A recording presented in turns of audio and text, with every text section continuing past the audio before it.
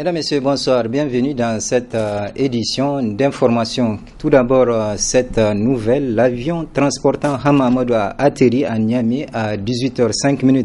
Selon plusieurs sources, Hama Amadou a d'abord été conduit en voiture vers l'escadrille puis déposé à la maison d'arrêt de Niamey. Par ailleurs, suite à cet événement, deux équipes de télévision privée Bonferré et Niger 24 sont retenues à l'école de police de Niamey. Une équipe de Ténéré a été brièvement interpellée dans la mi-journée. Toujours dans ce registre, retour très mouvementé du président du Modène FA Lumana Hama Amadou.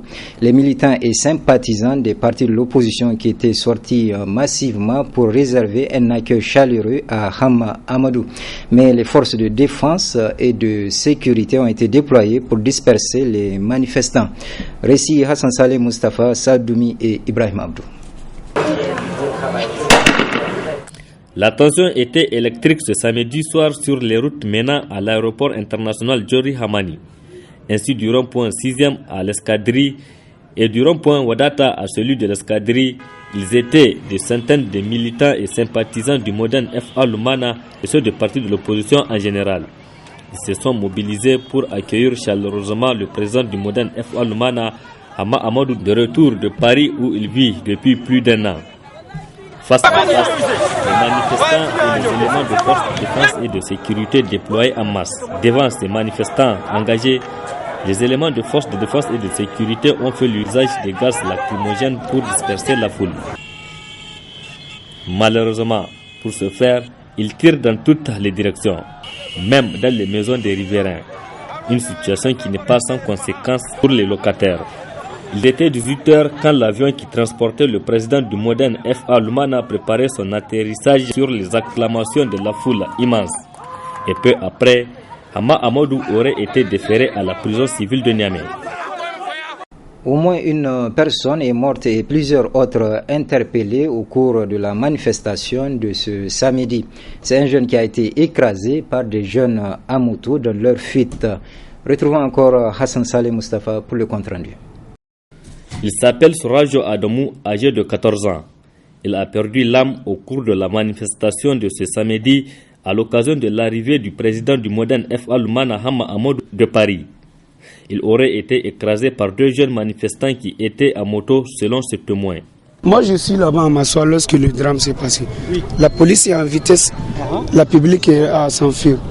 Maintenant, le petit veut traverser. Il y a deux gars sur moto, ils étaient en vitesse. C'est ces deux gars qui ont ramassé le petit. Je ne sais pas si c'est un petit ou bien c'est un gars. Sinon, le drame s'est passé devant moi. Okay. Ces deux gars sur moto, c'est Absonic. Oui.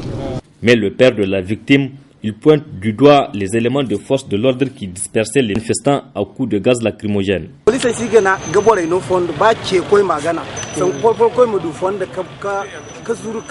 Les policiers n'ont pas cédé le passage aux piétons, à plus forte raison aux motocyclistes. Il est donc inconcevable qu'un motocycliste arrive jusqu'ici, tuer quelqu'un et retourner sans qu'il ne soit vu. Donc pour moi, c'est la voiture des policiers qui l'a écrasé. Et c'est ce que les témoins ont confirmé. En tout cas, moi je ne veux pas accepter cela.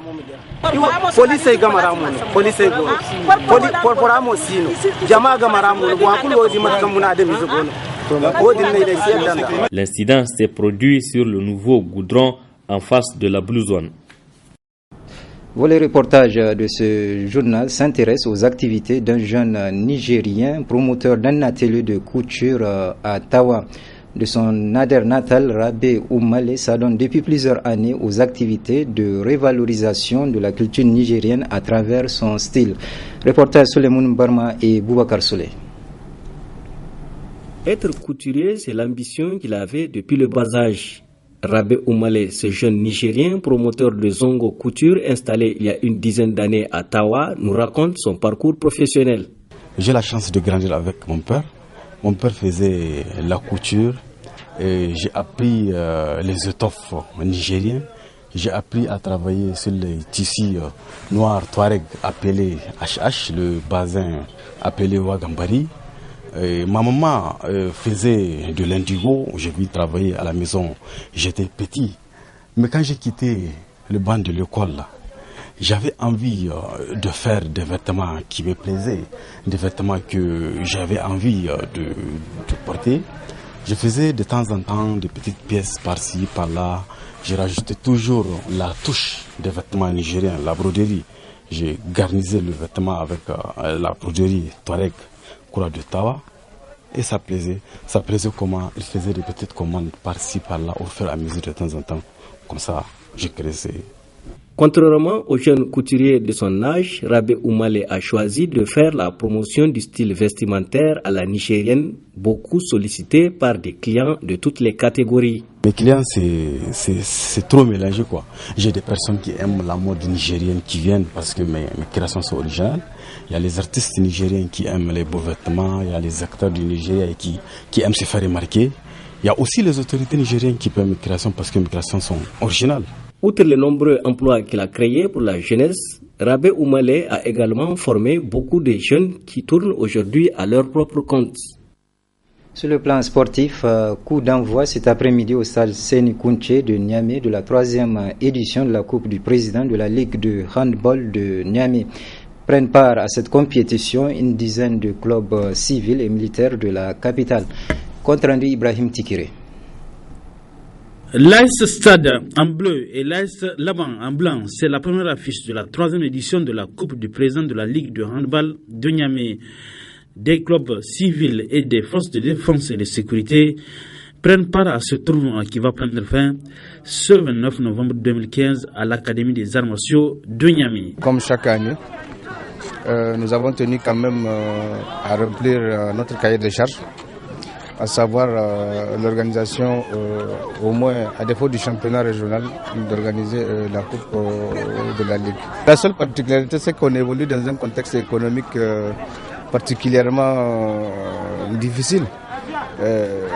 Vous savez, ça fait quand même 2 ans que nous ne sommes pas arrivés à organiser le championnat national. Ce problème est lié à la contingence économique. Donc, malgré tout, quand même, nous sommes dit au niveau de la Ligue régionale de Niamey que nous n'avons pas le droit de dormir sur nos 2 lauriers.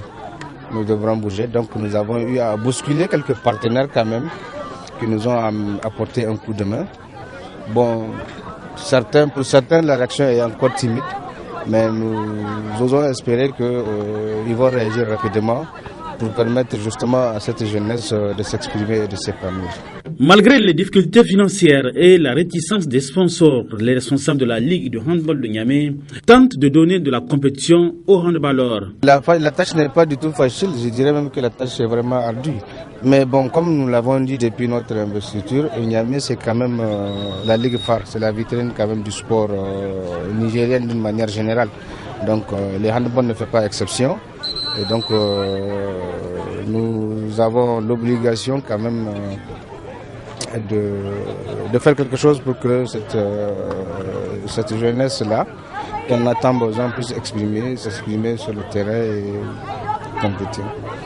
À l'issue de cette 3e édition de la Coupe du Président de la Ligue de handball de Niamey, une sélection régionale en sortira pour représenter la région de Niamey aux activités du 18 décembre prévues à Maradi cette année. Le handball fait partie des disciplines sportives retenues.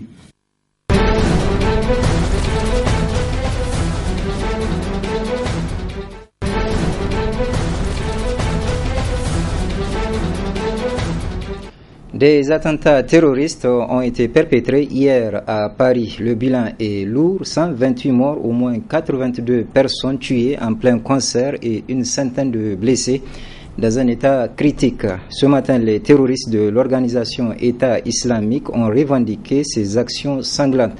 Je vous propose de revenir dans les détails et en images sur ce qui s'est passé. Un instant. Il y a une bombe, elle a explosé. Wow, on dirait du Stade de France. Oh là là. Où les explosions ont retenti. Deuxième explosion, Stade de France. Deuxième explosion, courez. Barrez-vous. Il y a des attentats. Il n'est pas encore 22 heures quand plusieurs attaques meurtrières éclatent simultanément. 3 explosions retentissent aux abords du Stade de France, dans la banlieue nord de Paris, où se joue la rencontre amicale France-Allemagne. Des explosions dues à une opération kamikaze. François Hollande, qui assistait au match, est exfiltré. Autres lieux, autres attaques. Les 10e et 11e arrondissements de la capitale sont touchés. Un secteur compris entre République et Bastille. De violentes fusillades sont particulièrement meurtrières. La première, sur la terrasse du restaurant Le Petit Cambodge, à l'angle des rues Bichat et Alibert. La seconde éclate dans un autre restaurant, appelé La Belle Équipe, rue de Charonne. Non loin de là, au Bataclan, célèbre salle de spectacle parisienne, 1500 personnes assistent à un concert de rock. Plusieurs assaillants font irruption et ouvrent le feu sur la foule à l'arme de guerre. Des dizaines de personnes tombent sous les balles des terroristes. Les hommes du raid sont immédiatement dépêchés sur place et lancent l'assaut plus tard dans la soirée. Les terroristes qui s'étaient enfermés à l'étage ont explosé, avaient des ceintures d'explosifs, et donc il y a eu quatre morts dans la prise de contrôle de cet établissement. Les survivants sont évacués. Certains ont réussi à échapper au tir en empruntant une porte de service. Cachés pendant 2 heures, à 25 dans une petite pièce. Les uns sur les autres recroquevillés, à entendre tous les coups de Kalachnikov, les gens comme si les gens se faisaient torturer, les gens avaient mal parce que se faisaient tirer dessus. C'était une boucherie, c'était un carnage, des gens morts partout et voilà.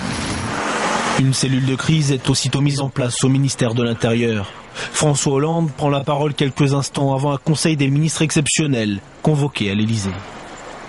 2 décisions seront prises. L'état d'urgence sera décrété. La seconde décision que j'ai prise, c'est la fermeture des frontières. Nous devons nous assurer que personne ne pourra rentrer pour commettre quelque acte que ce soit. Et en même temps que ceux qui auraient pu commettre les crimes qui sont hélas constatés puissent également être appréhendés s'ils devaient sortir du territoire. Le président de la République s'est ensuite rendu devant le Bataclan accompagné du Premier ministre et de plusieurs membres du gouvernement. 1500 militaires ont également été appelés en renfort. Des policiers d'ordinaire affectés en banlieue parisienne ont également été déployés dans plusieurs lieux symboliques de Paris pour sécuriser la capitale. Ainsi, François Hollande appelle les Français à l'unité à 3 jours de deuil national. Dès hier soir, le chef de l'État français a décrété l'état d'urgence pour tout le pays. Une première depuis 1961. François Hollande se prononce ici à l'issue d'un conseil de sécurité. La France, parce qu'elle a été agressée lâchement, honteusement, violemment, la France sera impitoyable à l'égard des barbares de Daesh. Elle agira avec tous les moyens, dans le cadre du droit, et tous les moyens qui conviennent, et sur tous les terrains, intérieurs comme extérieurs, en concertation avec nos alliés qui eux-mêmes sont visés par cette menace terroriste. Ce journal est à présent terminé. Merci de l'avoir suivi et je vous souhaite de passer une excellente soirée.